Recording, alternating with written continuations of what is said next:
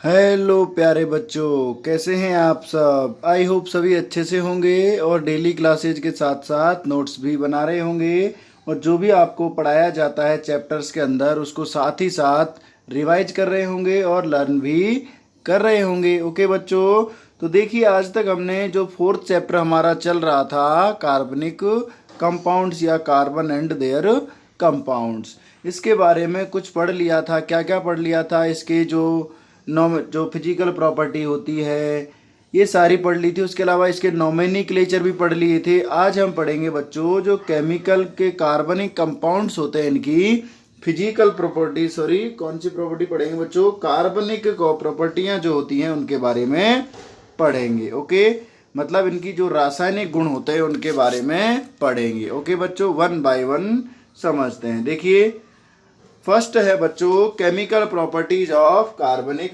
Compounds. Okay, मतलब कार्बनिक यौगिकों के रासायनिक गुणधर्म। ठीक है, अब बच्चों इसको समझेंगे वन बाय वन। ठीक है, कार्बनिक यौगिकों के रासायनिक गुणधर्म। ठीक है, कंब्यूशन, कंब्यूशन मीन्स होता है बच्चों दहन, मतलब जलाना।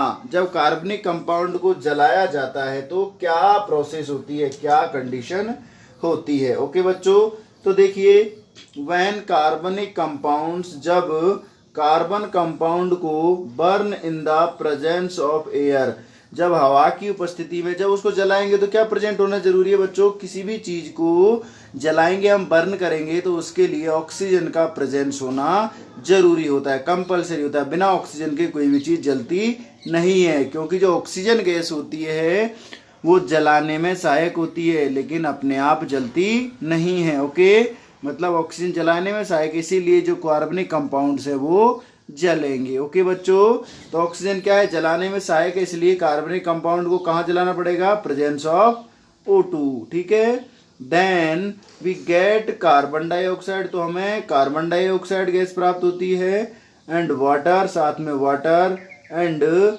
हीट और लाइट, और साथ में क्या मिलता है बच्चों, हीट पैदा होती है, हमें गर्मी पैदा होती है, और उजाला जो प्रकाश होता है, लाइट होता है, वो भी उत्पन्न होती है। जैसे कुछ एग्जांपल लेते हैं बच्चों, सच एज एग्जाम्पल। देखिए जैसे कार्बन को जब ऑक्सीजन के साथ जलाया जाता है तो उस कंडीशन में हमें कार्बन डाइऑक्साइड के साथ हीट, ऊष्मा, हीट को कहते हैं बच्चों ऊष्मा, क्या कहते हैं ऊष्मा, और लाइट को हम कहते हैं प्रकाश। ओके, तो ऊष्मा के साथ प्रकाश होता है, उजाला होता है। बर्न मीन्स होता है बच्चों जलाना, क्या होता है, जलाना, जलाया जाता है। ठीक है, कंब्यूशन मीन्स दहन होता है। ठीक है, और कुछ एग्जांपल्स लेते हैं। देखिए बच्चों, जैसे हमारे पास हो, जैसे हम मेथिन को जलाएं, CH4 को जलाएंगे ऑक्सीजन की प्रेजेंस में, तो इस कंडीशन में हमें CO2 मिलेगा, प्लस क्या मिलेगा बच्चों, हमें H2O वाटर मिलेगा, और उसके साथ हीट और जो है लाइट, हीट ऑब्लिक लाइट दोनों हमें मिलेगी, मतलब प्रकाश और ऊष्मा भी प्राप्त होती है। और भी जैसे कोई और ग्रुप ले लेते हैं बच्चों, हमारे पास आ जाए CH3 CH2 CH2OH आ जाए, इस तरह से आ जाए, तो इसको यदि हम जलाएंगे तो भी हमें CO2 मिलेगा, प्लस H2O पानी मिलेगा, और साथ में क्या मिलेगा बच्चों, हीट एंड लाइट भी मिलेगी। ओके, समझ गए। तो इट मीन समझना क्या है आपको कि किसी भी कार्बनिक यौगिक को जब जलाया जाता है तो हमें कार्बन डाइऑक्साइड गैस के साथ ऊष्मा और जल प्राप्त होता है। ओके, कुछ परिस्थितियों में हमें इसके साथ इसके साथ जल भी प्राप्त होता है। ओके बच्चों, ये है इसका पहला जो केमिकल प्रॉपर्टी होती है, मतलब कार्बनिक कंपाउंड को जलाने पर क्या होता है, CO2 के साथ जल और ऊष्मा प्राप्त होती है। ओके बच्चों, अगला देखिए दूसरा गुणधर्म है ऑक्सीडेशन, जो हमने उपचयन और ऑक्सीकरण, जो हमने chapter first chemical reaction and equation वाले में पढ़ा था, ऑक्सीकरण अभिक्रिया। ठीक है, क्या होती है यहाँ पर देखिए, व्हेन ए कार्बनिक कंपाउंड्स रिएक्ट्स विद ऑक्सीजन, जब एक कार्बन का यौगिक ऑक्सीजन के साथ अभिक्रिया करता है, देन तब oxygen are add in these compound, oxygen जो है इन सभी कंपाउंड्स के अंदर जुड़ जाती है, ऐड हो जाती है। समझ गए, this reaction are called oxidation. इस रिएक्शन को ही हम क्या कहते हैं? ऑक्सीकरण अभिक्रिया कहते हैं। क्या कहते हैं बच्चों? ऑक्सीकरण अभिक्रिया कहते हैं। ठीक है, कुछ एग्जाम्पल समझिए बच्चों। जैसे हमारे पास है अल्कोहल। कौन सा अल्कोहल है? ये 2 कार्बन वाला, मतलब एथिल अल्कोहल है। क्या नाम है इसका? एथेनॉल। क्या नाम है इसका? एथेनॉल। ठीक है, एथेनॉल इसका नाम है। अब इसको जब ऑक्सीजन की प्रेजेंस में इसके साथ रिएक्ट करवाया तो हमारे पास जो होते हैं ये, इनको बोलते हैं बच्चों हम रिएक्शन करवाने वाले होते हैं, इनको बोलते हैं अपचायक कहा जाता है, उपचायक हो सकते हैं। ठीक है, तो किसी भी रासायनिक अभिक्रिया को संपन्न करवाने के लिए इस तरह के जो अब चीज़ों का इस्तेमाल किया जाता है उनको हम क्या कहते हैं? रिएक्टेंट या अभिकर्मक या उपचायक। इस तरह की चीज़ों का प्रयोग करते हैं। ठीक है, अब देखिए इसको जब इसके साथ रिएक्ट करवाए तो हमें CH3COOH मतलब एसिटिक अम्ल प्राप्त होता है। क्या प्राप्त होता है? एसिटिक एसिड प्राप्त होता है, एसिटिक एसिड। ठीक है, तो यहाँ पर ऑक्सीजन ऐड हुआ, मतलब हमने लास्ट चैप्टर में भी पढ़ा था कि ऑक्सीजन जहाँ जुड़ेगा वहां पर क्या होता है? ऑक्सीकरण या उपचयन अभिक्रिया होती है। तो सिमिलर यहाँ पर क्या हुआ? ऑक्सीजन जुड़ गया, इट मीन्स यहाँ पर क्या हुआ बच्चों? ऑक्सीकरण अभिक्रिया हो गई। देखो यहाँ पर ये रिएक्शन हुई कैसे, इसको समझाते हैं आपको। तो CH3 हमारे पास और CH का ये H हम इस तरह से, एक H यहाँ लिख लेते हैं और बाकी के ऑक्सीजन और इसके साथ H इस तरह से लिख दिया जा रहा है। और उसके साथ हमारे पास ऑक्सीजन है, इस ऑक्सीजन को इस तरह से लिख लेते हैं। तो देखिए बच्चों इसमें क्या होता है, ये जो 2 हाइड्रोजन हैं ये एक ऑक्सीजन के साथ कंबाइंड करके क्या निकाल देते हैं? H2O निकाल देते हैं। क्या निकाल देते हैं? H2O। ओके, और साथ में जो ये है CH3COOH ये यहाँ पर बच जाता है और ये क्या बन जाता है? एसिटिक अम्ल। समझ गए? तो ये रिएक्शन होती है, इसमें देखो बॉन्ड सिस्टम होता है, इसको आपको समझाते हैं। एक बार देखिए दोबारा अलग तरीके से इसको समझाते हैं। देखिए बच्चों हमारे पास होता है CH3 माइनस, ये CH था तो यहाँ पर हमने एक CH ले लिया और नीचे इस तरह से H प्रेजेंट कर दिया। ठीक है, इधर होता है O हमारे पास, इधर होता है H। ठीक है, और इधर हो गया हमारे पास प्लस में ऑक्सीजन और एक ऑक्सीजन और एक 2 ऑक्सीजन। ठीक है, इनके बीच क्या पाया जाता है? डबल बॉन्ड पाया जाता है। ठीक है, अब देखिए ये जो बॉन्ड है ये कहाँ शिफ्ट होगा? ये बॉन्ड इधर शिफ्ट हो जाता है और ये बॉन्ड यहाँ से इसको बाहर निकाल देता है, मतलब हाइड्रोजन यहाँ से बाहर हो जाता है और एक हाइड्रोजन जैसे ऑक्सीजन यहाँ जुड़ जाता है और एक हाइड्रोजन जो है इसके साथ में बाहर, ऑक्सीजन इसके साथ में बाहर निकल जाता है। तो ये यहाँ से निकला, मतलब हाइड्रोजन बाहर निकल गया, एक तो ये बाहर निकला, एक ये निकला और साथ में ये निकला। इट मीन्स क्या निकला हमारे पास? H2O बाहर निकला, माइनस हुआ। ठीक है, तो इस तरह से हमें किसी भी कार्बनिक कंपाउंड को जब जलाते हैं तो हमें क्या होता है बच्चों? उसका ऑक्सीकरण हो जाता है, मतलब ऑक्सीजन उसमें जा करके जुड़ जाती है। ओके, आगे की प्रॉपर्टीज देखिए बच्चों। नेक्स्ट प्रॉपर्टी देखिए बच्चों, थर्ड प्रॉपर्टी क्या है हमारी? एडिशन। क्या है बच्चों? एडिशन, या इसको हम संयोजन अभिक्रिया भी कहते हैं। देखो क्या है यहाँ, when unsaturated compounds reacts with hydrogen in the presence of catalyst। Catalyst means होता है बच्चों अपचयन करने वाले जो होते हैं, मतलब हाइड्रोजन का योग करने वाले को क्या बोलते हैं? अपचायक कहते हैं। क्या कहते हैं? अपचायक कहते हैं। ठीक है, मतलब कम जो अनसेचुरेटेड इसको बोलते हैं बच्चों असंतृप्त। असंतृप्त मीन्स क्या पढ़ा था हमने? इसी चैप्टर में पढ़ा है कि डबल बॉन्ड वाले और ट्रिपल बॉन्ड वाले कोई भी यौगिक जो रहते हैं, कंपाउंड्स रहते हैं, वो जब कैटलिस्ट की प्रेजेंस में हाइड्रोजन के साथ रिएक्ट करते हैं तब सच एज पैलेडियम एंड निकल। कौन से कैटलिस्ट होते हैं बच्चों? एक तो पैलेडियम PD हो सकता है और एक निकल जो है Na मिल सकता है। They give unsaturated hydrocarbon. वो क्या देते हैं? संतृप्त यौगिक देते हैं। सॉरी, कौन से देते हैं बच्चों? अनसेचुरेटेड नहीं, सेचुरेटेड। कौन से यौगिक देते हैं?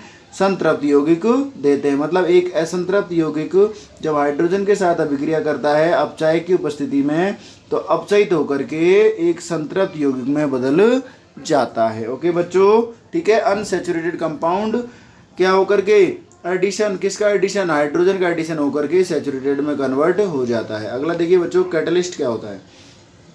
इसको हम अपचायक कहते हैं। अपचायक क्या होते हैं? दे आर सब्सटेंस, ऐसे substances who are help to react reactants for process of reaction, मतलब ऐसे रिएक्टेंट्स या ऐसे सब्सटेंसेज जो किसी भी अभिक्रिया को संपन्न होने के लिए क्या करते हैं, हेल्प करते हैं, क्या कहलाते हैं, अपचायक कहलाते हैं। जैसे निकल हो गया, पैलेडियम हो गया, ठीक है। जैसे ये हमारा डबल बॉन्ड वाला मतलब क्या है, हमारा कोई एल्कीन ग्रुप है। कौन सा है ये, कोई एल्कीन ग्रुप का जो है कंपाउंड। इसको जब हमने निकल और पैलेडियम की प्रेजेंस में, निकल और पैलेडियम की प्रेजेंस में रिएक्ट करवाया, किसके साथ, प्लस हाइड्रोजन के साथ रिएक्ट करवाया, तो इस कंडीशन में ये डबल बॉन्ड जो है ये हमारा ये इधर शिफ्ट होता है, आधा आधा इधर शिफ्ट हो जाता है, और यहाँ पर एक लोन पेयर आ जाता है। इसको हम क्या कहते हैं बच्चों, लोन पेयर। और लोन पेयर जो है वो बाद में हाइड्रोजन इस पर जा करके जुड़ जाता है। तो इस तरह से हमारे पास ये जो है कंपाउंड प्राप्त होता है, ठीक है। पहले डबल बॉन्ड का था, अब सिंगल बॉन्ड का रह गया एटमी। तो समझ गए बच्चों। तो यहाँ क्या हुआ बच्चों, एक जो असंतृप्त यौगिक था वो किस में बदल गया, एक संतृप्त यौगिक में परिवर्तित हो गया। ओके, आगे देखिए इसका लास्ट जो प्रॉपर्टी है वो होती है सब्स्टिट्यूशन मेथड या विस्थापन अभिक्रिया, मतलब डिस्प्लेसमेंट रिएक्शन जो उसमें हमने पढ़ी थी। किसमें, फर्स्ट चैप्टर के अंदर जो डिस्प्लेसमेंट रिएक्शन पढ़ी थी वही यहाँ होती है। देखिए बच्चों, saturated compounds are non unreactive. जो सैचुरेटेड कंपाउंड होते हैं मतलब संतृप्त यौगिक जो होते हैं वो क्या होते हैं, अक्रिय होते हैं, ज्यादा अभिक्रिया नहीं करते हैं। They reacts presence of most reagents. वो जो है कुछ आवश्यक, कुछ इंपॉर्टेंट क्या होते हैं, रिएजेंट होते हैं, अभिकर्मक होते हैं, उनकी उपस्थिति में ही अभिक्रिया करते हैं। जैसे सनलाइट हो गया, सूर्य का प्रकाश, and chlorine gas are added to hydrocarbons in very fast reaction.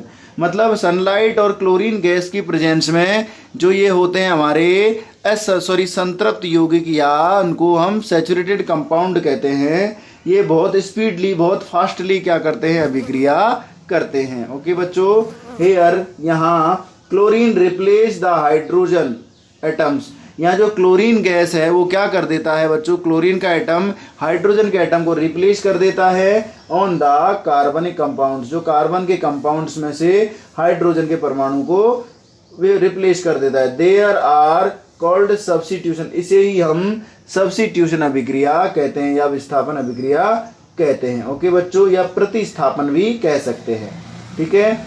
These products are usually formed in the homologous of alkanes. ये जो प्रोडक्ट होते हैं इनको हम क्या, किसके होमोलोगस कह सकते हैं, सजाती श्रेणी होते हैं, किसके बच्चों, एल्केन्स के। एल्केन्स का मतलब जिनमें CH3 C2H5 ये प्रेजेंट होता है, वो एल्केन्स के ये ग्रुप होते हैं। जैसे CH4 क्या है बच्चों, मैथेन होता है, क्या होता है, मैथेन। तो ये क्या हो जाएगा, मैथिल क्लोराइड। क्या नाम है इसका, मैथिल क्लोराइड। इट मीन्स ये एल्केन्स के जो कंपाउंड हमें प्राप्त होते हैं। जैसे और लेते हैं, C3H7 प्लस है हमारे पास, C3H8 है, तो ये रिएक्ट करेगा क्लोरीन के साथ और क्या होगा, सनलाइट प्रेजेंट होगा, तो सनलाइट की प्रेजेंस में ये बनाता है C3H7Cl बनाता है। कितने कार्बन है, 3 है, मतलब प्रोपिल कहेंगे। क्या कहेंगे इसको बच्चों, प्रोपिल क्लोराइड, ठीक है। तो इस तरह से जो हमारे ये सैचुरेटेड कंपाउंड्स होते हैं या संतृप्त यौगिक होते हैं वो क्लोरीन गैस के साथ सनलाइट की प्रेजेंस में अभिक्रिया करके क्या बना देते हैं, जो होमोलोगस सीरीज के, कौन सी होमोलोगस सीरीज होती है बच्चों, एल्केन्स की सीरीज होती है, जिसमें क्लोराइड हो गया, क्लोरीन के साथ ब्रोमीन, आयोडीन या फिर किसी के साथ जुड़ करके इस तरह का जो विस्थापन है, रिप्लेसमेंट जो होता है वो हाइड्रोजन का कर देते हैं। ओके, इस प्रकार आपके ये जो केमिकल प्रॉपर्टीज होती हैं ये होती हैं समाप्त, ठीक है। इस तरह से ये केमिकल प्रॉपर्टीज खत्म होती हैं। अब बाकी के जो आपका एथेनोइक अम्ल बचा है और इसके अलावा एथेनॉल बचा हुआ है और कुछ अपना जो है सॉप और डिटर्जेंट, इसको हम कल की क्लास में कंप्लीट कर देंगे। आज की क्लास बहुत छोटी हो पाएगी बच्चों, तो आज की क्लास देखने के लिए आप सभी का धन्यवाद। नेक्स्ट क्लास में मिलते हैं। Okay, bye. साथ ही साथ वीडियो को अपने दोस्तों के साथ शेयर कीजिए, लाइक कीजिए, कमेंट्स कीजिए और ज़्यादा से ज़्यादा यदि किसी बच्चे ने चैनल को सब्सक्राइब नहीं किया है तो ज़्यादा से ज़्यादा अपने साथियों से सब्सक्राइब करवाएं और आप भी चैनल को सब्सक्राइब करें और हमारे चैनल का सपोर्ट करें। ओके बच्चों, धन्यवाद, बाय। नेक्स्ट क्लास में मिलते हैं।